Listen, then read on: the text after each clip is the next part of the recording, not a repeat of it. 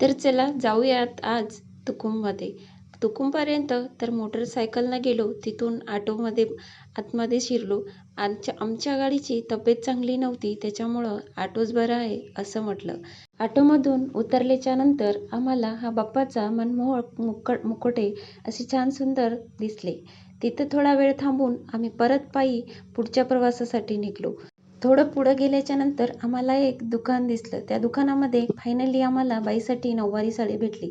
पण त्याच्या अगोदर हे लेकरू बघत होतं की नागडोळे नसणाऱ्या लेकरांना इतके सुंदर कपडे कसे काय घातले.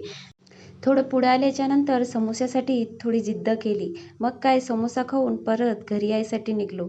आता लेकरू म्हणत होतं की कुठं नाही जायचं, परत लवकर घरी चला. आणि परत येत्या वेळेस आम्हाला सूर्यदेवताचं दर्शन झालं. आणि हे 2 चांदीचे पाट आम्ही खरेदी केली. हे दोन्ही पाट आम्हाला 200 रुपयाला पडले. घरी आल्याच्या नंतर नवरोबा त्याला लक्ष देऊन बघत होते. एकदम चांदीसारखं वाटत आहे असं म्हणत होते. आणि माझी लेक नऊवारीमध्ये कशी दिसते म्हणून ते बघायसाठी नवरोबाची घाई चालली होती. लेक म्हणाली, पप्पा आता राहू द्या, आता मी खूप जास्त थकली. तर चला इथंच एंड करते माझ्या छोट्याशा मिनी व्लॉगला.